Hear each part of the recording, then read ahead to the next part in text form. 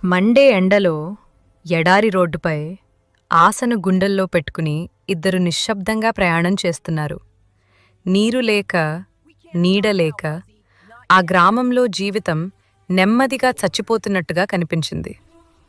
చిన్నపిల్లాడి చేతిలో ఆశ కనిపించగానే పెద్దవాళ్ల మాటలు నవ్వులుగా మారాయి. కాని ఆ చిన్న చేతిలో ఉన్న విత్తనం ఒక పెద్ద భవిష్యత్తుని దాచుకుంది. ఎండ శరీరాన్ని కాల్చింది. అనుమానాలు మనసుని పరీక్షించాయి. కాని నమ్మకం నిలబడింది. చిన్న ప్రార్థనతో చివరి ఆశలా ఆ విత్తనాన్ని నేలలో నాటాడు. ఆ రాత్రి నిద్రలేదు. సందేహాలు ఉన్నాయి, కాని ఆశ మాత్రం కళ్ళు మూయలేదు. చీలిన నేల మధ్య నుంచి ఒక చిన్న పచ్చని జీవితం మెల్లగా మాటలాడింది. ఎడారి మధ్యలోనే పచ్చదనం పుట్టింది.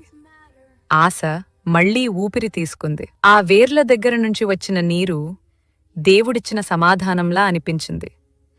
నవ్విన కళ్లలో ఇప్పుడు సిగ్గు, వంగిన తలల్లో గౌరవం కనిపించింది. చిన్న ఆశను నమ్మినవాడే పెద్ద మార్పుకు కారణమవుతాడు.